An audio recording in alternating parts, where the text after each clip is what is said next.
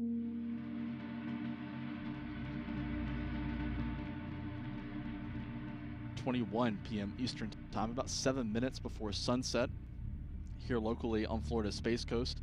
For those of you in other time zones, that is 22:21 UTC. The launch was delayed about an hour this afternoon. The launch window opens at 4:21 p.m. Eastern Time, about 5 minutes from now, and extends until 5:48 p.m. Eastern Time. It's an 87-minute window that SpaceX has available. They've already used an hour of that to finish up some checks on the countdown and on the vehicle. But right now, everything looks to be go for launch at 5:21 p.m. Eastern Time. We'll, of course, pass along any updates we receive from SpaceX over the course of the countdown. The next major milestone in the count will be at T-minus 35 minutes. That'll be the start of propellant loading on board the two-stage rocket. About 1 million pounds of kerosene and liquid oxygen will be loaded into the vehicle beginning at T-minus 35 minutes, all leading up to a scheduled launch once again at 5:21 p.m. Eastern Time, 22:21 UTC. This will be SpaceX's second launch of the day. This morning at 3:46 a.m. Pacific Time, a Falcon 9 took off from Vandenberg Space Force Base out in California with the Surface Water and Ocean Topography mission that's called SWOT. That's a joint U.S.-French satellite that will be surveying surface water resources around the world, as well as measuring sea level rise. That was a successful launch. The SWOT satellite was injected into the expected orbit, and all reports that we received from NASA, which is leading the SWOT project, indicate that the spacecraft is healthy and performing well. It's extended its solar panels after arriving in orbit. And now SpaceX has their launch team here in Florida active this afternoon for the second launch of the day with these two commercial communications satellites for SES. They're called O3B mPOWER 1 and 2, stacked one on top of the other inside the payload fairing of the Falcon 9 rocket. So throughout our coverage this afternoon, we're going to bring you some footage that we've received from Boeing, the satellite manufacturer, showing the processing of these two satellites to get them ready for launch. We'll show that a little bit later in the broadcast. We'll also have some clips from an interview that we had with officials yesterday from the U.S. Space Force's Eastern Range, talking about the exciting pace of launches here in Florida. If you've been tracking the launch schedule, you'll know that there was another Falcon 9 that was supposed to take off today from nearby Pad 39A. You're looking at a view of that vehicle right now live. We have multiple cameras pointed at different launch pads this afternoon here at Kennedy Space Center. That launch had been scheduled for today. However, SpaceX elected to delay that mission until tomorrow to focus on this O3B mPOWER launch, which is for a paying customer after all. The mission from Pad 39A, now scheduled for tomorrow, carries the next batch of SpaceX's own Starlink internet satellites. That's an internal project, of course, to SpaceX. SpaceX has launched more than 3,000 of these Starlink satellites to date. More than 50 are heading into orbit tomorrow from Pad 39A. And these will be the final two launches from the Space Coast before the Christmas holiday.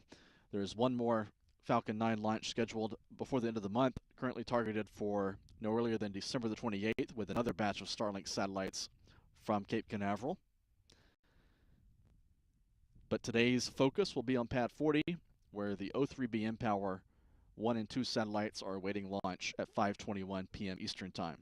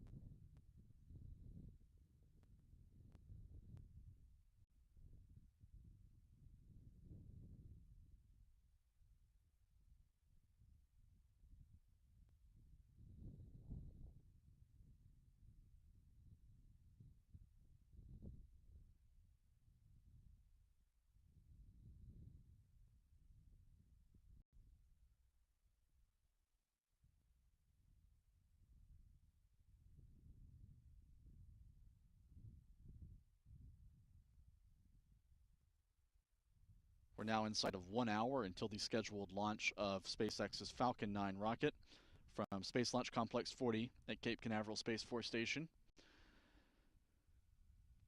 This mission will actually take about 2 hours from the time of liftoff until SpaceX will be able to declare success with the deployment of the two O3B mPOWER satellites.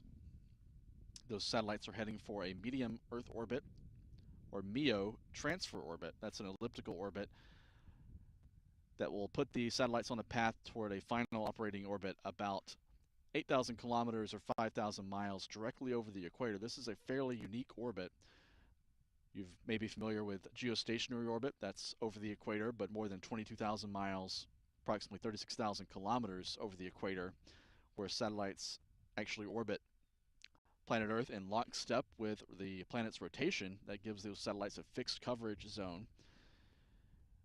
For medium Earth orbit, these two satellites will be positioned 5,000 miles up over the equator, and SES, the owner of the O3B network, plans to deploy 11 of these upgraded new generation mPOWER satellites on a series of Falcon 9 rockets over the course of the next year or two, launched primarily in pairs. The satellites are built by Boeing and will upgrade and expand the coverage currently provided by SES's first generation O3B satellites. There are 20 of those in a similar medium Earth orbit that were launched on a series of Russian Soyuz rockets from 2013 up until 2019. And these satellites will provide broadband services for things like cruise ships, recreational boats, airplanes, communities, schools.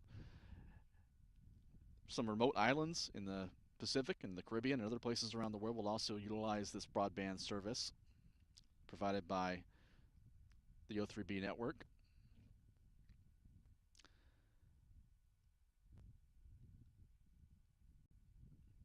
The O3B network is one of several internet constellations in different stages of deployment. O3B has actually been active for more than 5 years now, approaching 10 years since they launched their first internet satellites.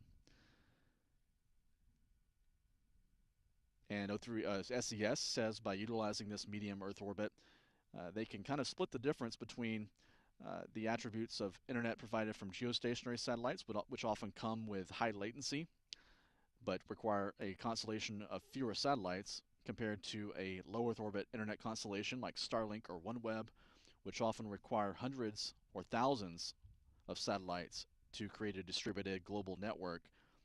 But those satellites have the benefit of very low latency in their internet signals.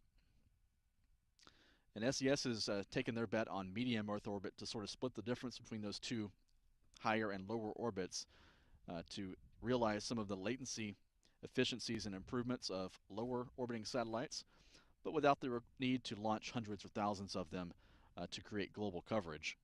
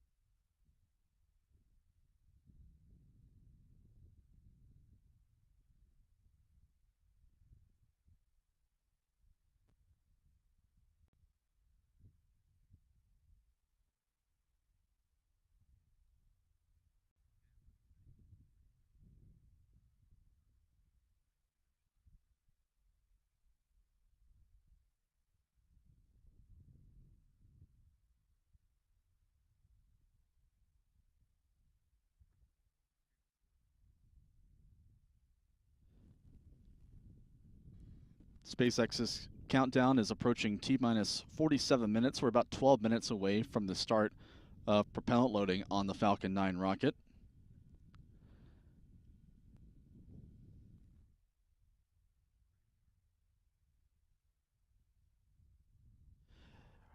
We're now going to show a video that's been provided to us by Boeing. Boeing built these two satellites that are based on that company's 702 satellite platform. These satellites were assembled at Boeing's commercial satellite manufacturing facility in El Segundo, California. That's in Southern California, very close to Los Angeles International Airport. Here's a shot of the solar arrays on one of these O3B mPOWER satellites undergoing a deployment test in the clean room. These solar arrays are fitted with Spectralab solar cells to generate power for the satellite. Here's a view of one of these satellites in its stowed configuration. See, it has sort of a rectangular prism type shape with phased array antennas that will be pointing down toward Earth to provide the broadband internet coverage that is the mission for these satellites. You can see in the bottom of this view one of the solar panels folded up. And here's the mating of the two O3B mPOWER satellites inside the Boeing factory out in California. One thing that I think is noteworthy about these satellites is that they were actually mated together in the factory and put in their launch configuration and also loaded with xenon gas. That's the fuel for these satellites for in-space maneuvers, all before they left the factory in California. So they actually were transported across the country to the spaceport here in Florida, fully fueled and already integrated with one another. And that cut the time that's required to ready these satellites for launch from a typical month or a month and a half that we see for a lot of satellites down to less than 2 weeks. These satellites arrived here in Florida on December the 3rd, 13 days ago, and are now on the launch pad. That's a really rapid launch campaign by most standards for large satellites like these. Together, the two satellites have a launch mass of about 4.1 metric tons, according to Boeing. That's about 9,000 pounds. Here's a nice shot of some reflected light on one of the solar arrays on the O3B mPOWER satellite. So there are 11 of these satellites that SES has purchased from Boeing. The first two are launching today. 2 more are in the final stages of integration and testing for a launch in the spring, the first quarter actually, of 2023 on another Falcon 9 from here in Florida. And then there will be a further cadence of launches every few months with 2 or sometimes maybe 3 O3B satellites per mission on a Falcon 9 rocket. We're now seeing the preparation to ship the satellites. They were put inside this special shipping container. See them carefully lowering that container over the O3B mPOWER satellites. This was recorded back in late November at the Boeing factory in California.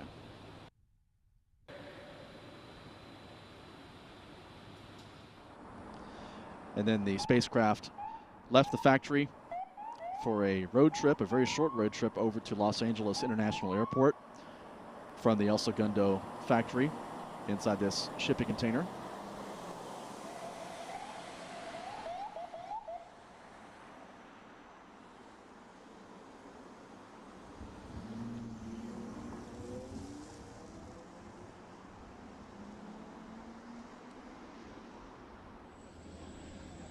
And here is the ride for the O3B mPOWER satellites that transported them from California to Florida.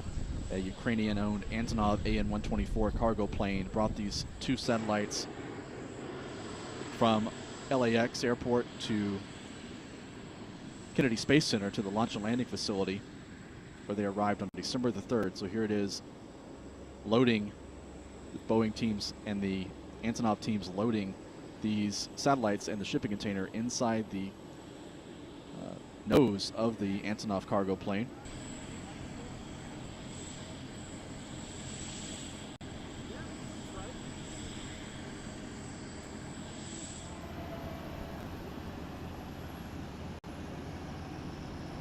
And it looks like these two satellites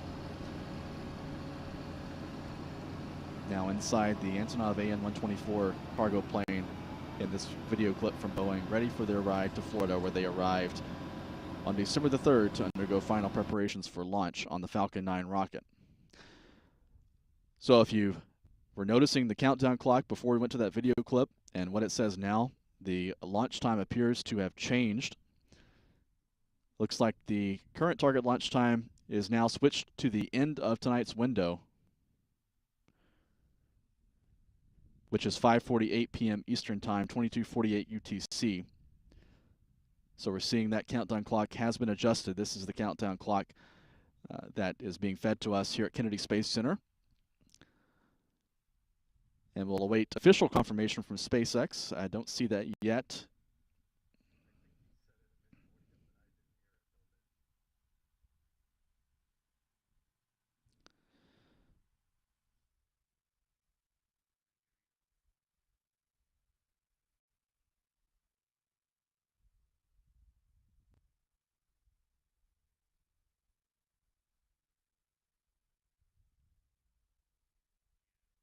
And it looks like we are starting to receive confirmation of the new target launch time, as we're seeing reflected here in the countdown clock is 5:48 p.m. Eastern Time. That is the end of tonight's window. We'll await some word from SpaceX, a possible explanation for this further launch delay tonight.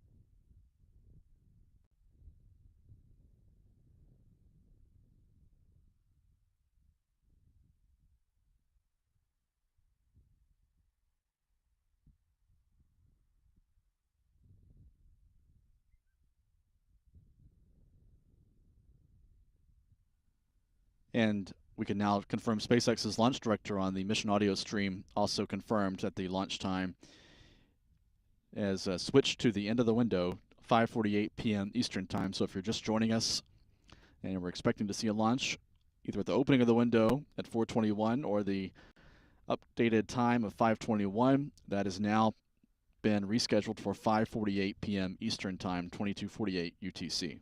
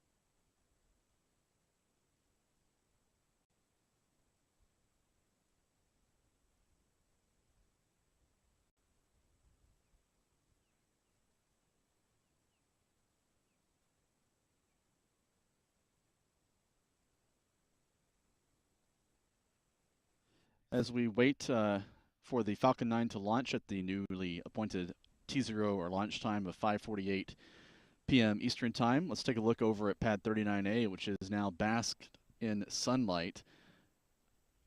Beautiful view here of Launch Complex 39A, where a Falcon 9 rocket is also standing vertical this evening in preparation for a launch opportunity as soon as tomorrow, with the next batch of more than 50 Starlink internet satellites heading up to orbit. Those satellites are on top of the Falcon 9. This rocket was originally scheduled to launch this afternoon, just about 33 minutes after the Falcon 9 from Pad 40 with the O3B mPOWER satellites. However, SpaceX yesterday announced they were going to defer the Starlink launch until Saturday to focus on the O3B mission, which is for a paying customer, of course. The launch time tomorrow for the Starlink satellite mission, that's Starlink 4-37, is set for 4:32 p.m. Eastern Time. That's 21:32 UTC. Then there's a backup window or backup launch time about 20 minutes later as well.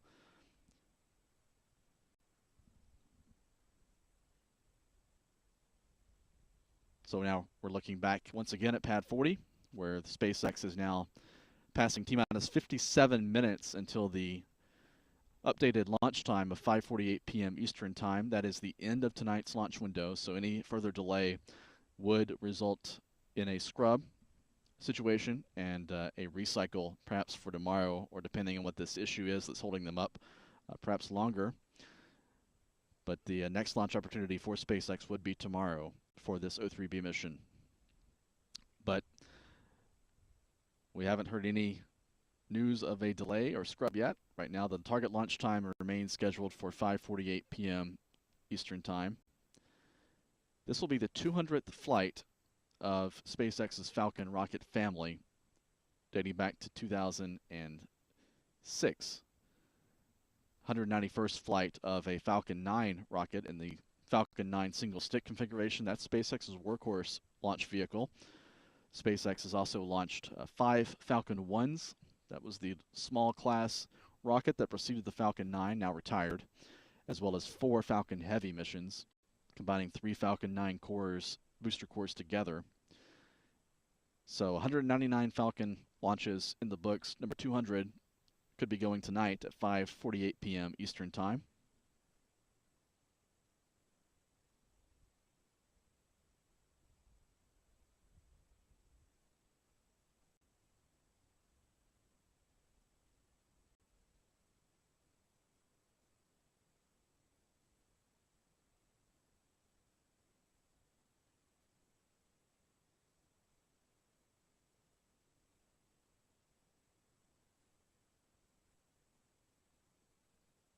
So while we wait for the updated launch opportunity at 5:48 p.m., let's take a look at the payloads on tonight's mission.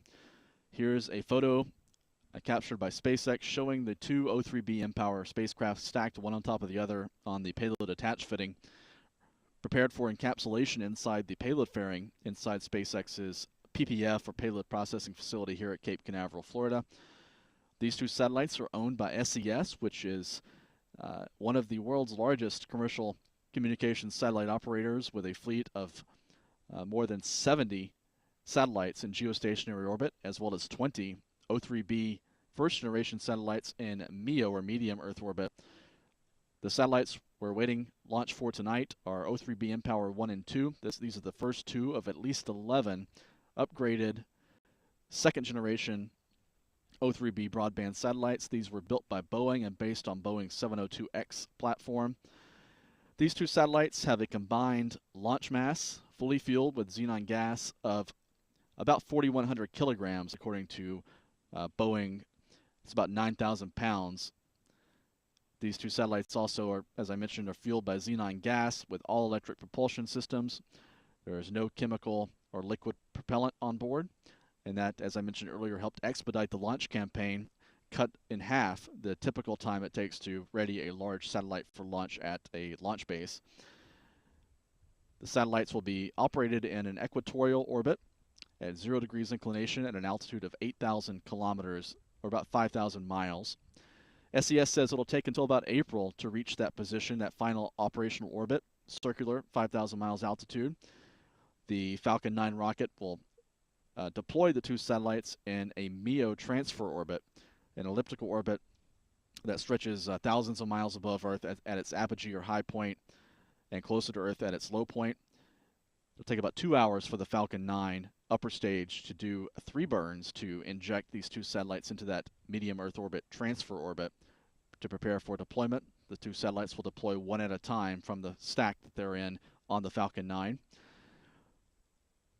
These two satellites are a huge upgrade from O3B first generation satellites that are currently in SES's fleet. Each O3B first generation satellite has 10 user beams, and these two satellites have phased array intensity, each with more than 4,000 beams per satellite. That's a really big increase in throughput and capacity from the first generation to the O3B mPOWER generation. And the satellites from their equatorial perch will be providing broadband services to users between 50 degrees north and 50 degrees south latitude, and are designed for 12-year missions, providing that service to users around the world between those two latitude bands.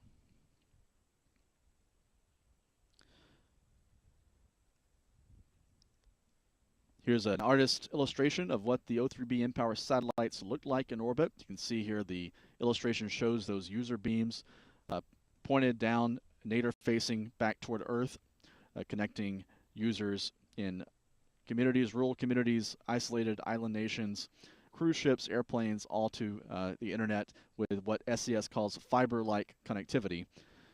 The user beams, these 4,000 user beams per satellite, can actually be digitally reconfigured with software to reconfigure where the satellite is serving, where the satellite is beaming these signals based on real-time market demands. So you're not beaming connectivity or not beaming signals through open ocean or open desert, for example. You're focusing on where the demand is, and that's one of the innovations with these satellites. So there's a look at O3B mPOWER 1 and 2, the two satellites on the Falcon 9 rocket out on pad 40 tonight. Again, these are the first two of a constellation of at least 11 O3B mPOWER satellites that SES has purchased from Boeing. These satellites will be launched on Falcon 9 rockets over the course of the next year or two.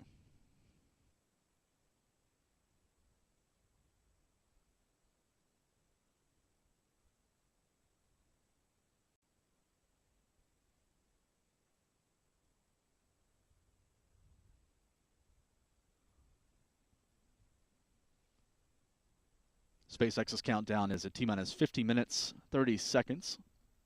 About 15 minutes away from when SpaceX would need to start loading propellants on the Falcon 9 rocket if they're going to proceed with the launch at the end of tonight's window at 5:48 p.m. Eastern Time.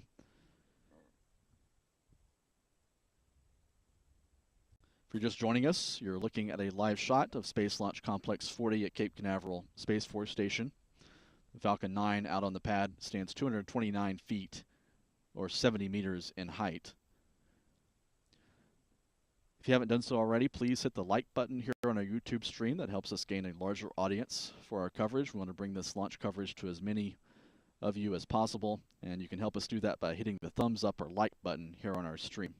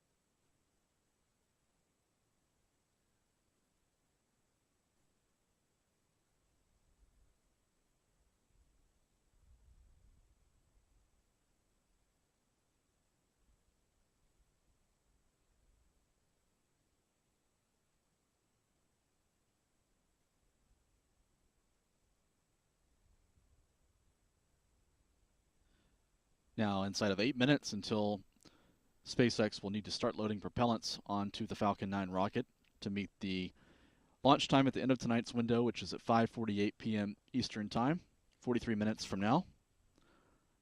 For those of you watching in other time zones, that is 22:48 UTC. And again, in order to launch the Falcon 9 at that time, SpaceX would need to start loading propellants in a little more than 7 minutes now at T-minus 35 minutes, or at 5:13 p.m. Eastern Time.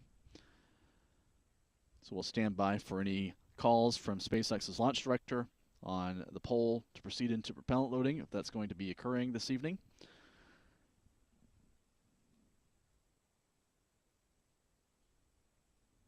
The two payloads on board are the O3B mPOWER 1 and 2 spacecraft for SES. This is a Luxembourg-based satellite operator, one of the largest in the world.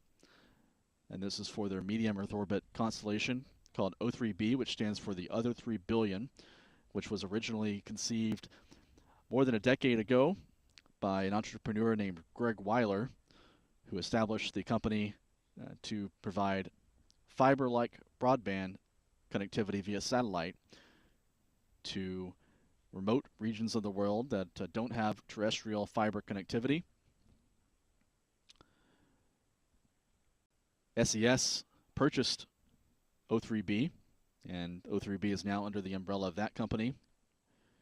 If you're familiar with the name Greg Weiler, of course, he later founded OneWeb, another satellite internet company.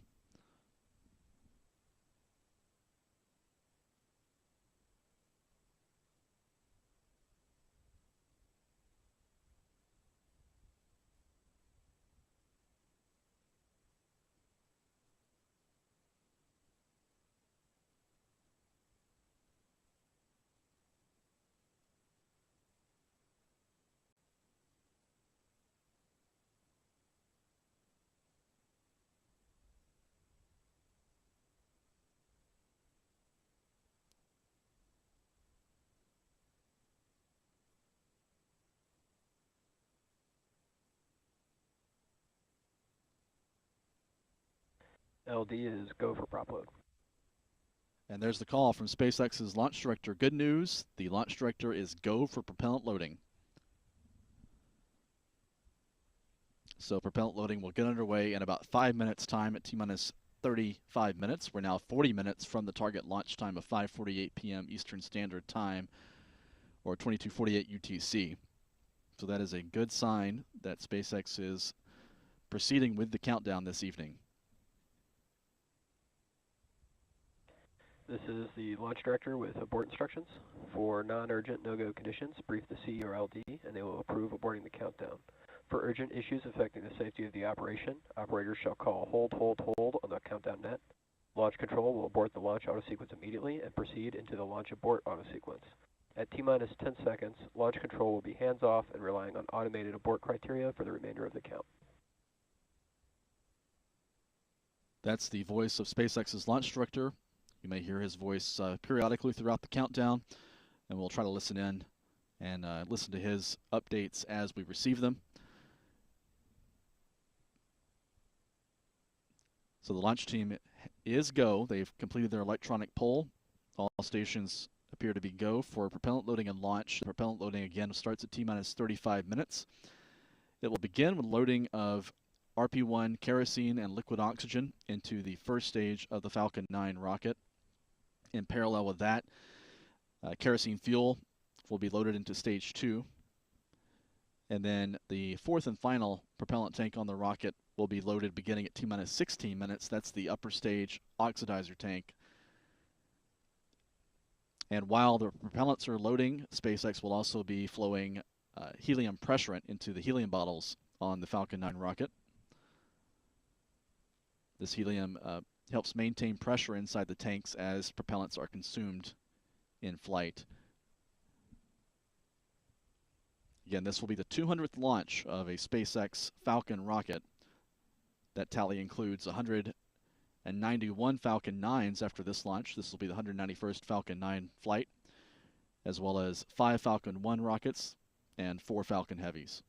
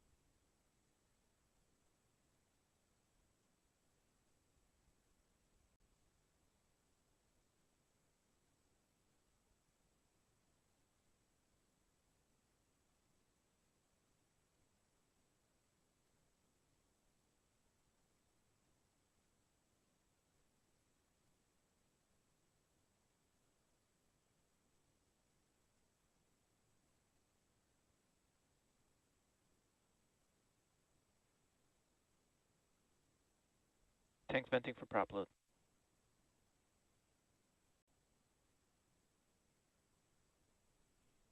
There's the call from SpaceX's launch team that the tanks are now being vented in preparation for the start of propellant loading. About a minute and a half until propellant loading gets underway. And at T-minus 35 minutes, control of the countdown will also be transitioned to the ground sequencer. That's an auto sequence that governs the final 35 minutes of the countdown. And then control of the countdown will actually pass from the ground computer to the Falcon 9's onboard flight computer at T-minus 60 seconds. So it'll be an automated countdown beginning at the T-minus 35 minute mark.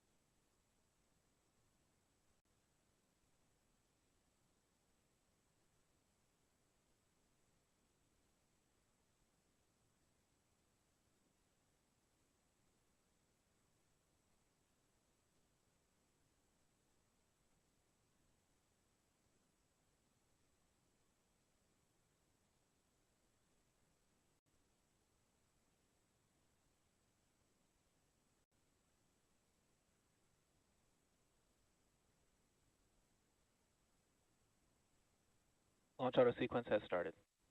So the launch auto sequence has started. That's a crucial milestone in tonight's countdown. Propellant loading has started on the Falcon 9 rocket, and control of the countdown is now in the hands of the automated computer, the ground computer, that will oversee the loading of propellants, as well as other checkouts, automated checkouts of various systems on the Falcon 9 rocket throughout the remainder of the countdown, as the clock ticks down to a target launch time, or T0 time, of 5:48 p.m. in 0 seconds. That's exactly 5:48 p.m. Eastern Time, 22:48 UTC.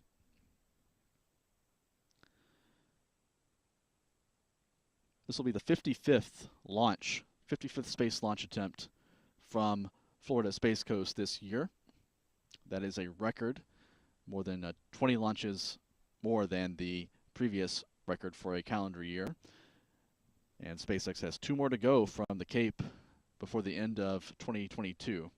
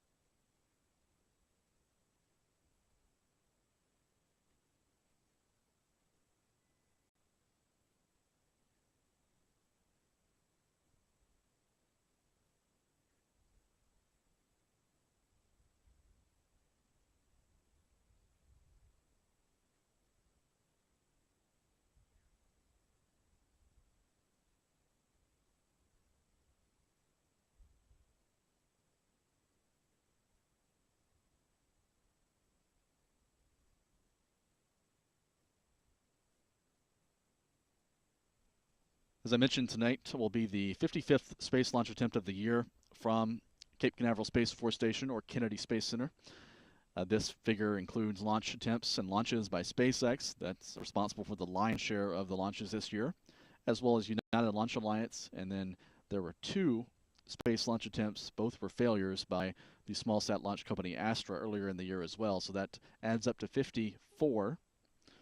Tonight will be 55, and then there are 2 more Falcon 9 rockets on the range right now for launches tomorrow, as well as December the 28th with Starlink Internet satellites. Yesterday, I had the chance to talk with Colonel Jason King, the commander of the 45th Weather Squadron here at Cape Canaveral, as well as Lieutenant Colonel Colin Mims, the commander of the 1st Range Operations Squadron at Cape Canaveral, and they talked about some of the innovations and changes that the range has undergone in recent years to expand from a capacity of perhaps a dozen or 2 dozen launches per year to more than 50 today, and then, as you'll hear, many more in the years to come. Let's roll that video now. In 2019, we had 18 launches here on the Eastern Range. This year, we'll probably, at the end of the calendar year, we'll probably have about 57. That's about a 300% increase in just 3 years. So we've really trimmed the fat. We've questioned our procedures. We've actually stopped doing some things were not necessary, but while at the same time keeping the Eastern Range as safe as possible. So the new normal is we've just begun to see the increase. We estimate in the next probably 2 to 3 years we'll have 100 launches here on the Eastern Range. But commercial launch service providers and commercial satellites are being launched at the quickest rate we've ever seen. And so we just anticipate the launch rate to continue to increase. Yeah. And to kind of piggyback off of that, next year we expect to have about 87 launches from the Cape.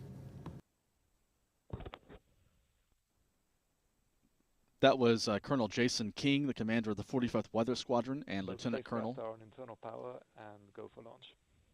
And Lieutenant Colonel Colin Mims, the commander of the 1st Range Operations Squadron here at the Cape. We had the chance to visit with them yesterday. As you heard, they're projecting 57 space launches before the end of the year, or 57 in total for calendar year 2022, with 3 more to go, including tonight's Falcon 9 flight. And launches could number more than 100 per year in the next year or two. And the forecast for 2023 is 87 launches from the Eastern Range, as you heard from Colonel Mims. So a very busy time on the Space Coast with these launches carrying primarily commercial satellites and primarily Starlink satellites, actually, for SpaceX's internet network.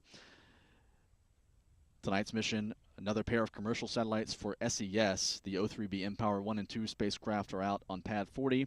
And we heard the call from the spacecraft controller from the Launch Control Center a few moments ago that those 2 Boeing-made satellites are now transitioned to internal power. They're configured for launch, so they'll be running off their onboard batteries for the rest of the countdown until they are actually deployed in orbit and can get some sun on those solar arrays to begin recharging their batteries. So for the next 2+ hours, they'll be running off their onboard battery supply during this final countdown and launch sequence. 29 minutes to go now until the launch time here on Florida's Space Coast. Weather appears favorable for launch this evening. There's a broken deck of high-level clouds over the launch pad right now, so we may see the rocket disappear into those clouds, may dart in and out of those clouds as it climbs to the east, heading for that equatorial medium Earth orbit. And the launch is expected to occur less than 20 minutes after sunset, local sunset here on Florida Space Coast. So it could be a great view if those clouds part enough to allow us to see the Falcon 9 as it heads downrange. 28.5 minutes to go now. No issues reported with the propellant loading process at this time. Over the next few minutes, you're likely to see some evidence of the liquid oxygen loading onto the first stage booster. That booster is making its 8th flight to space. So it's a veteran of 7 missions, and it has the scorch and soot markings to show for it. And you may see that bright white frost or ice line rise up the height of that Falcon 9 first stage booster along its liquid oxygen tank. And that will be indicative of the oxidizer level in that liquid oxygen tank as propellant loading continues. Below that liquid oxygen tank is the RP-1 kerosene tank at the very bottom of the rocket. There's a view just now of a security helicopter passing behind the launch pad. This is part of the standard security sweeps to make sure that all personnel and civilians are out of the restricted airspace and maritime waters that have been closed to allow this launch to safely proceed this evening.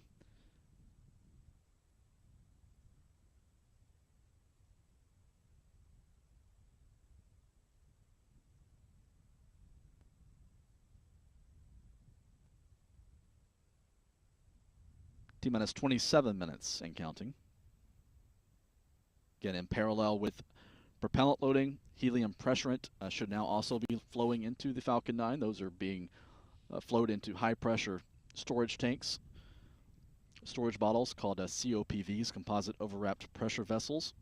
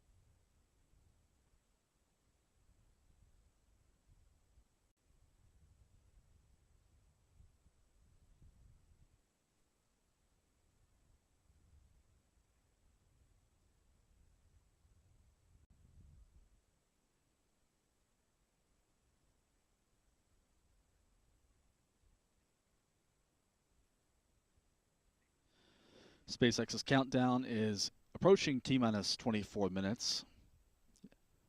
If you haven't done so yet, please hit the like button here on our YouTube stream. That helps us gain a larger audience for our coverage. We want to bring this Twilight launch to as many people as possible. You can help us do that by hitting the thumbs up or like button here on our stream.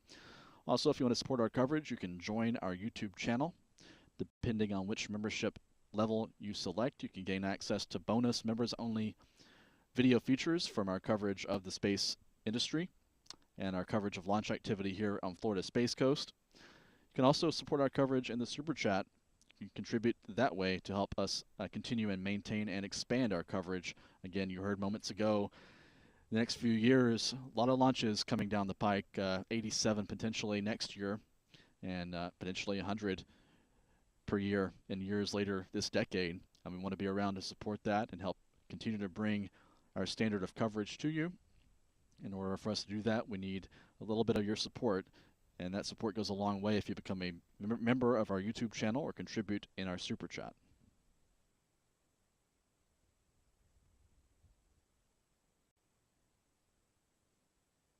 T-minus 23 minutes and counting.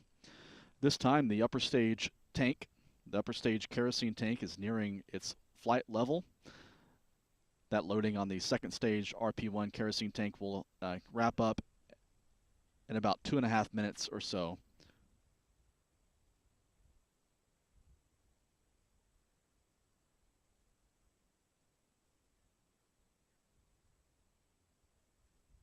Once the kerosene is fully loaded on stage 2, we'll see what you may be familiar with as the big vent. That's the vent of gaseous oxygen from the Stromback as preparations get underway to start loading liquid oxygen onto the second stage. That is set to begin at T-minus 16 minutes.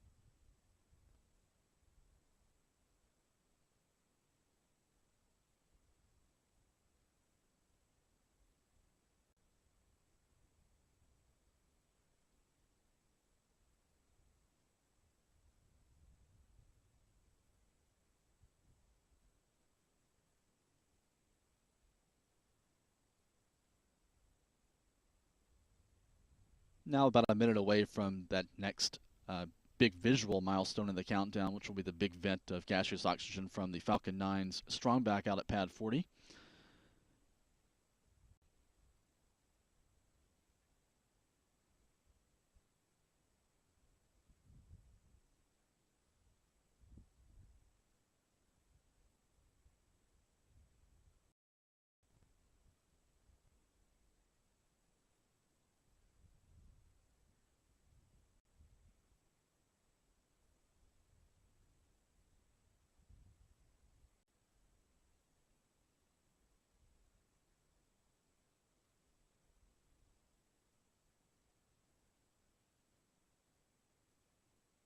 Stage 2, RP1 load complete. And there's the call that the second stage RP1 load, that's the kerosene, rocket grade kerosene on board the second stage, has been fully loaded. And we'll see the big vent from the strongback. There it is, the big vent of gaseous oxygen, as the oxygen lines are being purged and conditioned for the loading of densified oxidizer on the second stage, which will get underway at T-minus 16 minutes. We'll see that vent continue for about 3.5 minutes.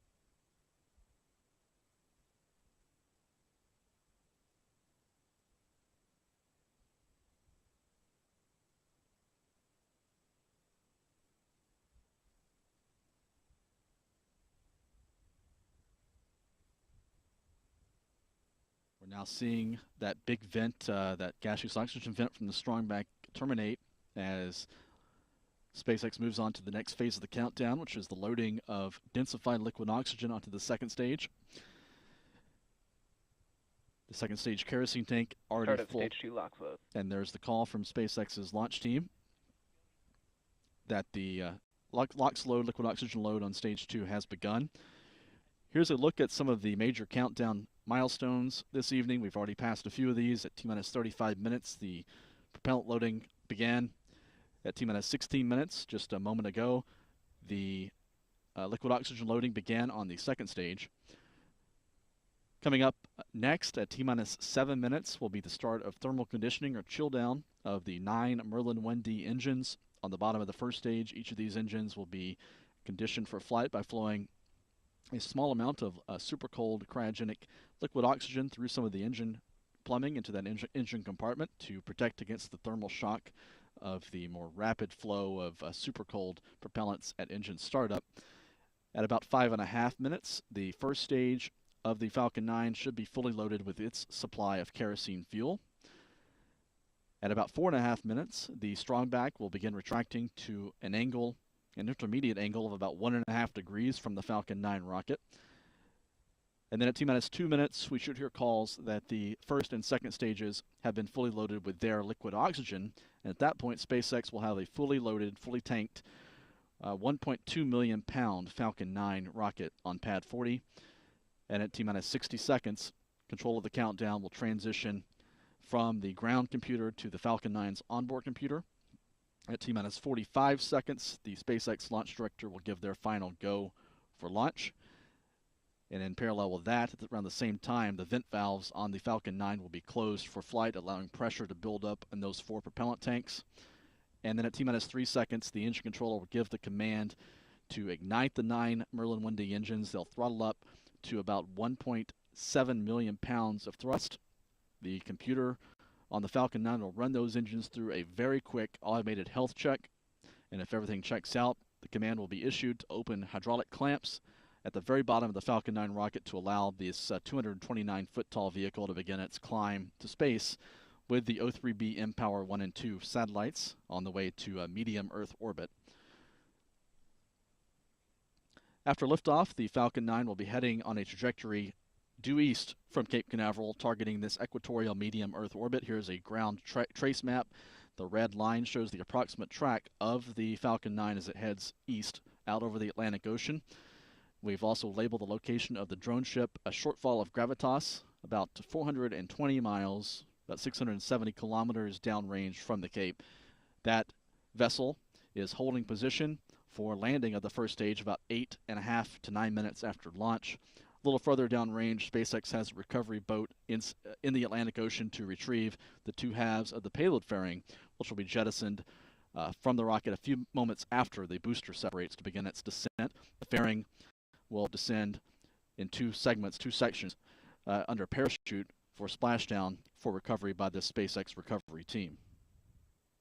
13 minutes to go now. No issues to report in the countdown. Weather is favorable here at the Cape. There is a thin layer of looks like stratus or stratocumulus in the high sky over the launch pad, but we do have good visibility here on the ground. We expect to see the Falcon 9 visibly for at least a minute or so until the rocket climbs through this cloud deck. We'll bring those views to you, as well as some the noise from the Merlin 1D engines should be spectacular this evening with this cloud deck over the Cape. We'll bring that noise, that audio to you as well. Again, we've passed sunset here at the Cape, so this will be a twilight launch. Our view here may be inhibited a bit by these clouds of the engine plume as it climbs into the upper atmosphere, as those exhaust particles catch sunlight. But certainly for those of you farther afield, if you're watching from elsewhere in Central Florida and hoping to catch a glimpse of this launch this evening and you don't have cloud cover, this could be one to step outside for, because it could be spectacular launching about 20 minutes after sunset.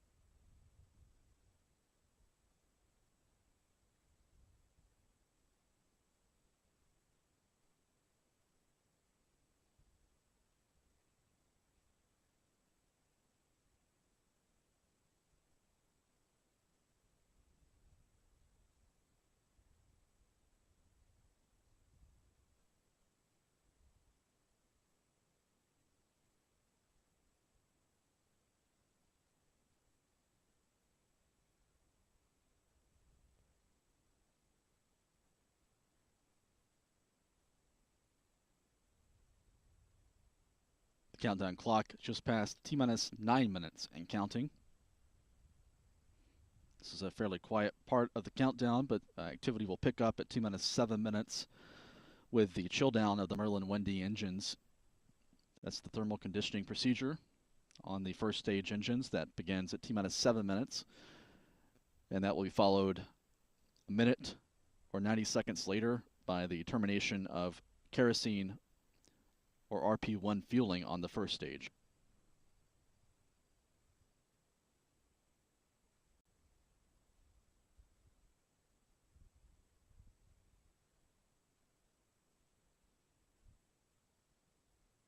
So after launch, the Falcon 9, as we mentioned, will be heading easterly from Cape Canaveral Space Force Station.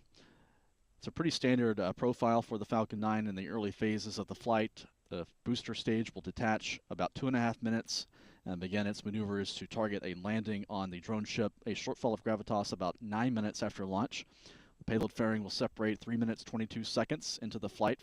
That'll be jettisoning from the top of the upper stage, which will light its Merlin vacuum engine for the first of 3 engine firings with that power plant to place the O3B mPOWER satellites into an elliptical medium Earth orbit transfer orbit, or MEO transfer orbit, stretching about 8,000 kilometers above the Earth at its highest point. So there'll be 3 burns by the upper stage. The first burn will place the O3B satellites into a parking orbit. That'll be followed by a burn about 27 minutes after liftoff to raise the apogee, or high point, of the orbit up to a medium Earth orbit altitude. And then there'll be a long coast of more than an hour until the final burn of the upper stage engine at 1 hour and 50 minutes. That will reshape the orbit. It will actually raise the perigee, or low point, of the orbit a little bit higher and move the orbit closer to the equator, will lower the inclination of that orbit to set up for separation of the 2 O3B mPOWER satellites. 1 hour and 53 minutes and 2 hours after launch, they'll be deployed one at a time. And then those satellites will use their own electric propulsion to maneuver into their final circular orbit. That will take about 4 months before it arrives in that final MEO orbit, 5,000 miles over the equator, and they can begin operational service. We heard the call a few moments ago that the engine chill down has started at T-minus 7 minutes. So the countdown continues here at Cape Canaveral.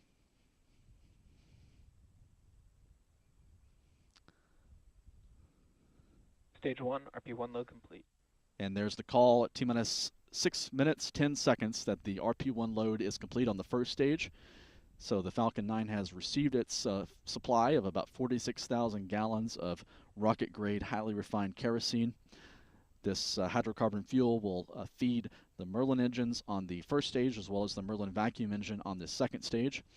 Liquid oxygen, the densified oxidizer, will continue loading into the vehicle for about 4 more minutes.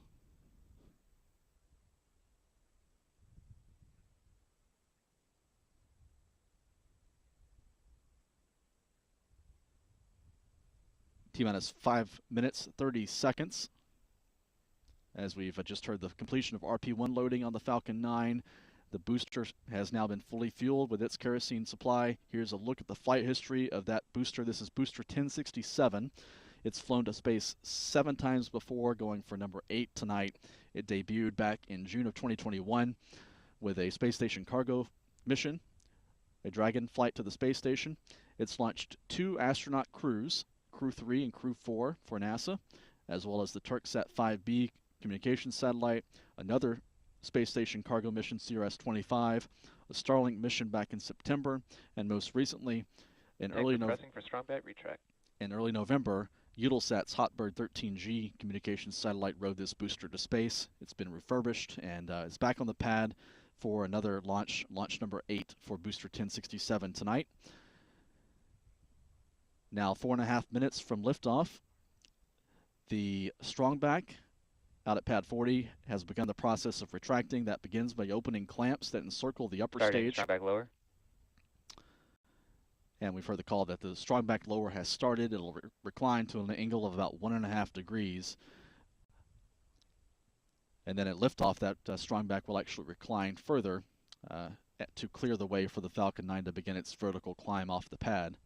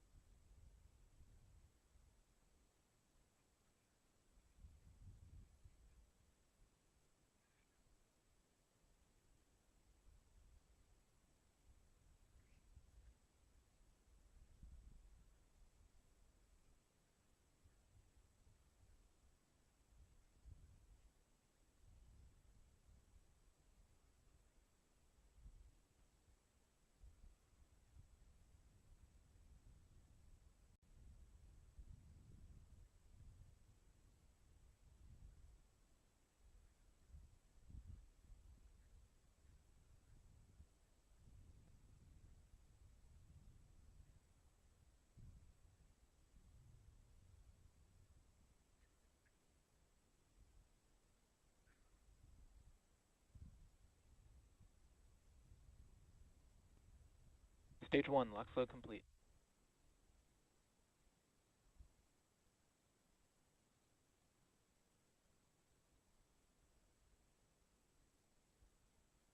For the first stage, liquid oxygen load is complete.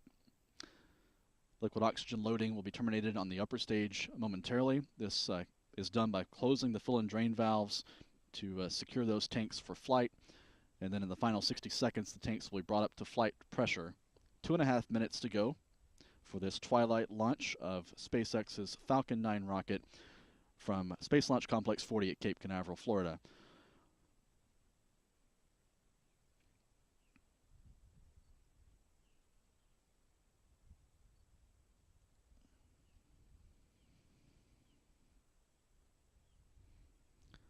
Coming up at T-minus 2 minutes, I'm going to hand off our commentary to my colleague Stephen Young, who's going to carry you through the remainder of the countdown and the early phases of the Falcon 9's ascent with O3B mPOWER 1 and 2.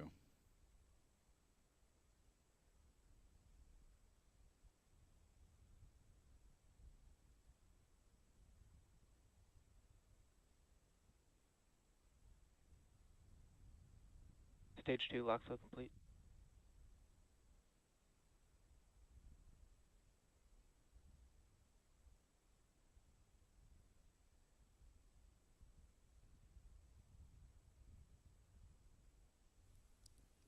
Now within 90 seconds of launch. Gas launch closeouts.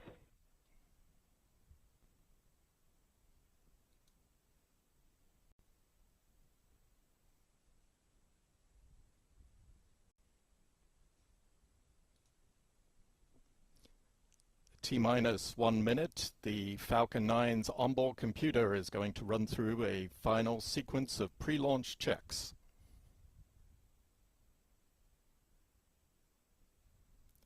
We'll soon be hearing from the launch director. And Falcon 9 is in startup. That's the reference to the flight computer.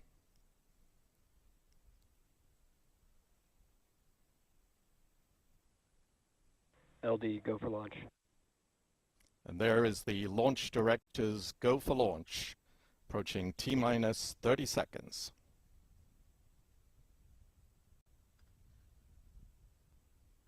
T-minus 30 seconds.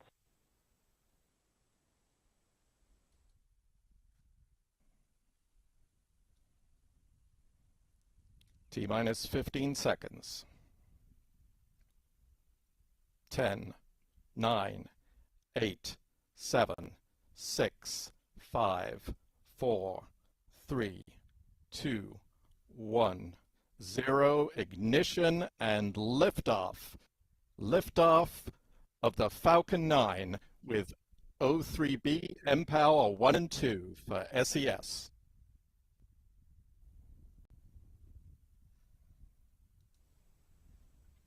The Falcon 9 is climbing away from Launch Complex 40. M1D chamber pressure is nominal.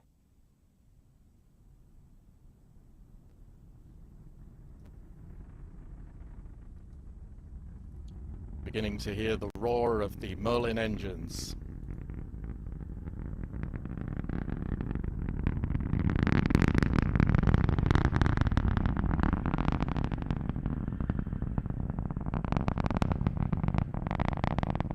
It looks like the Falcon 9 has gone into the cloud deck.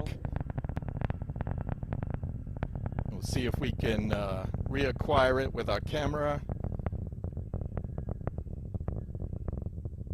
And we're switching to SpaceX, although they also do not have a clear view of the rocket. Here we have an onboard camera view looking back.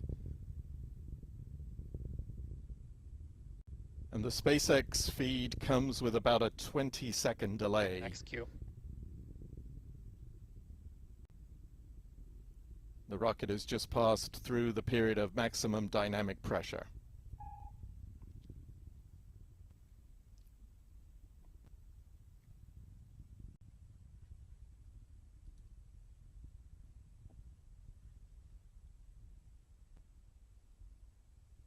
Impact chill.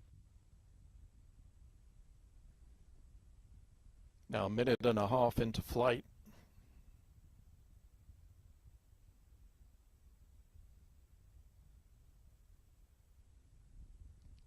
Looks like the curvature of the Earth is coming into view there.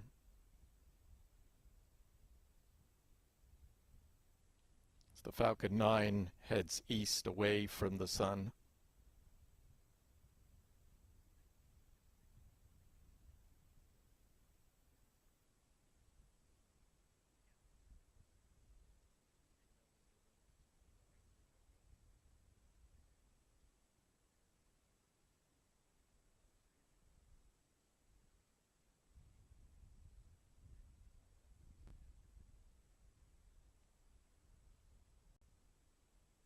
The plume of the 9 Merlin engines now extending as the Stage rocket separation climbs. confirmed.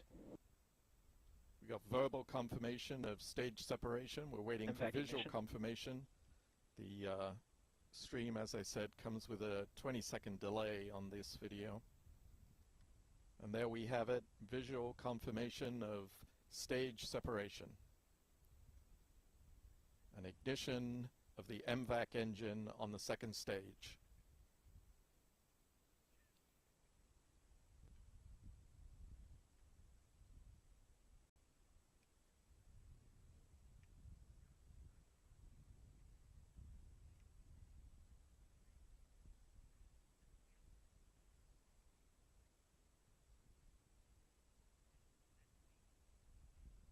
Bearing separation confirmed. There's confirmation there of fairing separation.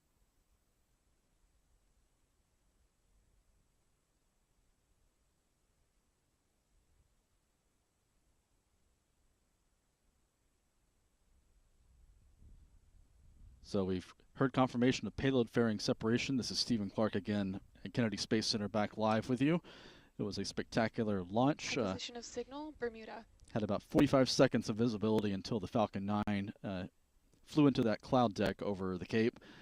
But it was a very loud launch from those Merlin engines. We hope you enjoyed that ambient sound here from our position at Kennedy Space Center.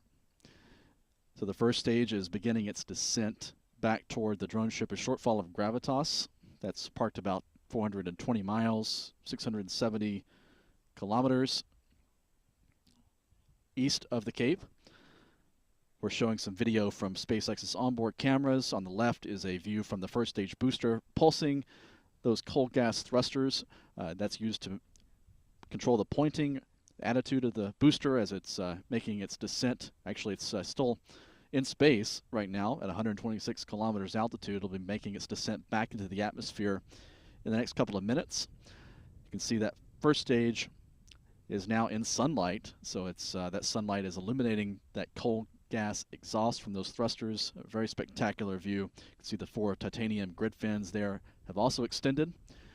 On the right, the red-hot engine nozzle of the Merlin vacuum engine on the upper stage. The upper stage also now in sunlight after climbing into space. Velocity of that upper stage has just passed 12,000 kilometers per hour, about 8,000 miles per hour or so.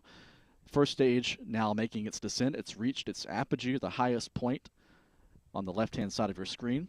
It's reached its highest point on today's flight and is making its descent back toward the drone ship.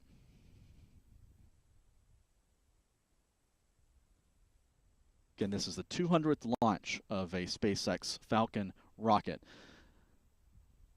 Those launches of the Falcon rocket family include 191 Falcon 9s now, 5 Falcon 1s, and 4 Falcon Heavies.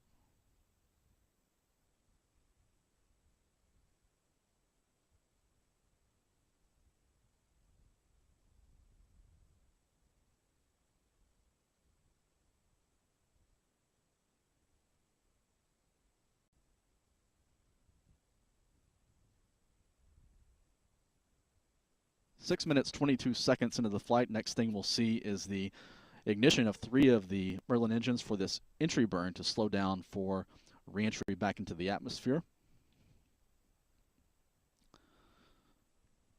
Stage 1 FTS is safe.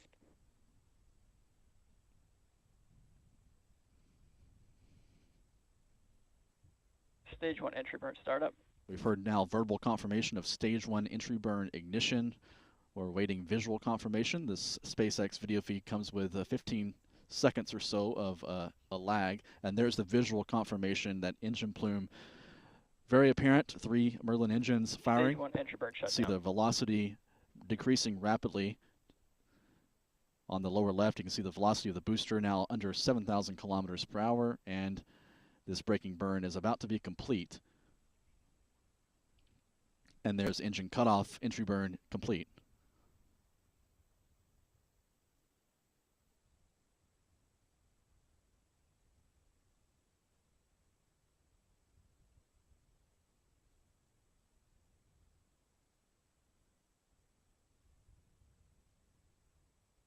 Meanwhile, the second stage engine continues firing. This, of course, is the primary goal for tonight's mission, is to place these 2 O3B mPOWER satellites into a medium Earth orbit, transfer orbit, a MEO transfer orbit that will require 3 firings by the upper stage engine.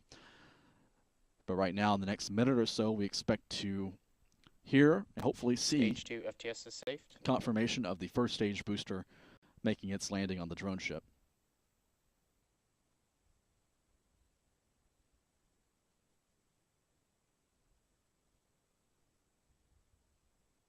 MVAC shutdown.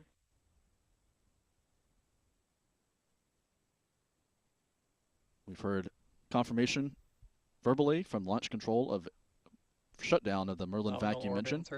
And there is the all-important call, nominal orbit insertion. So Falcon 9 has reached the targeted parking orbit. This is a very low altitude orbit, about 164 kilometers in altitude. At this point, out over the Atlantic Ocean. 2 more firings by that MVAC engine still to come. We're awaiting some word on the Expected loss of signal. first stage. We haven't heard any update on the first stage in about a minute or so. It should have landed by now.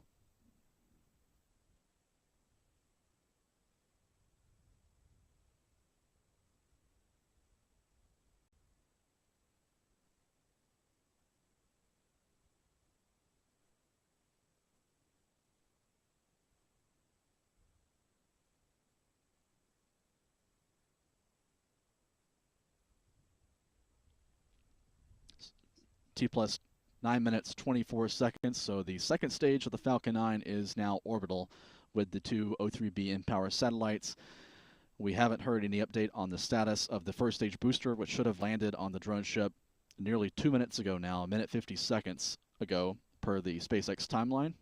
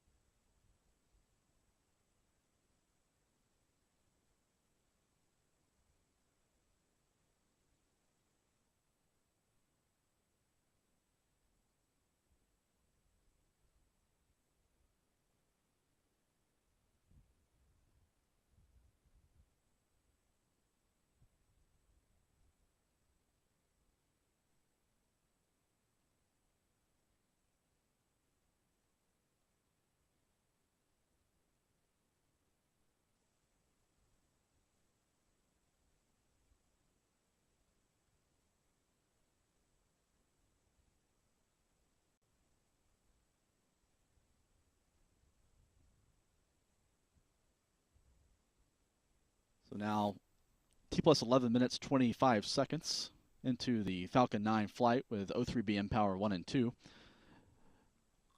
So right now we're waiting on an update, hopefully from SpaceX, on the status of the first stage booster, which should have landed on the drone ship a shortfall of gravitas nearly 3 minutes ago now. The last update we had Loss of signal, Bermuda. On the first stage booster was shortly after the conclusion of the entry burn. That's the braking maneuver that helps slow down and guide the rocket for reentry. should have landed on the drone ship per SpaceX's published mission timeline at T plus 8 minutes 48 seconds, so 3 minutes 23 seconds ago.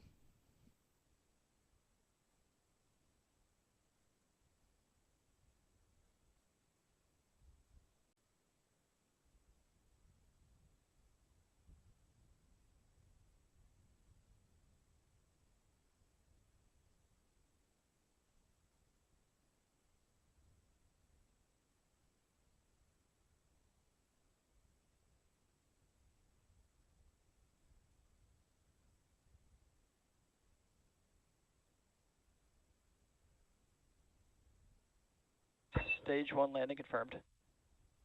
Well, there's the call from SpaceX Launch Control. We didn't see it, but they have just said Stage 1 landing confirmed.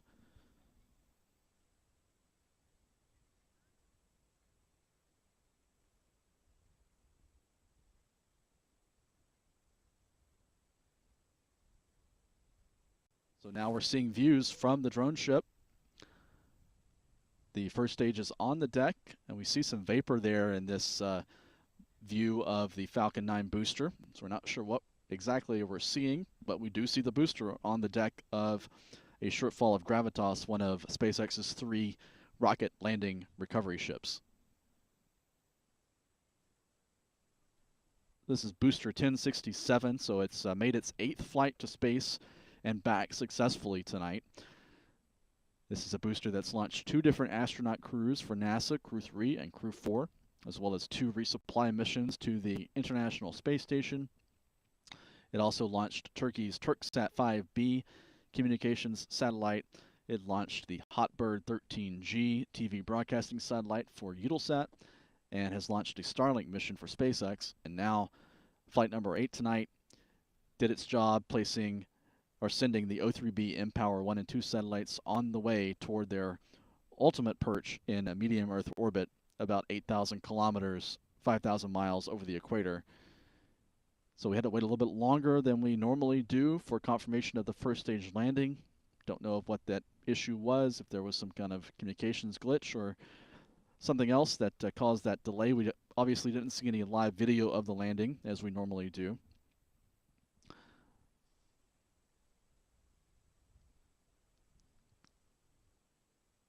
But we have verbal and visual confirmation of the first stage intact, standing vertical on the deck of a shortfall of Gravitas.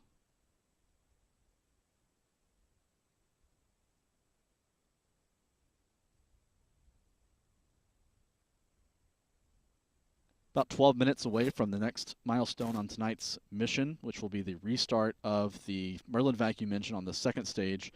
That restart is expected around the time the upper stage of the Falcon 9 intersects the equator. So at that equatorial crossing, the engine will relight for about 33 seconds.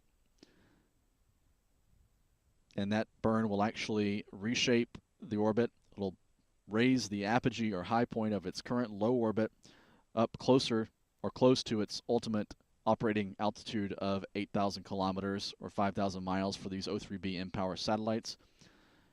And then after that, we'll have a longer coast of about an hour and 42 minutes or so, hour and 22 minutes rather, before a third and final burn of the upper stage engine that will set the stage for separation of these 2 satellites to begin their 12-year missions providing broadband internet service.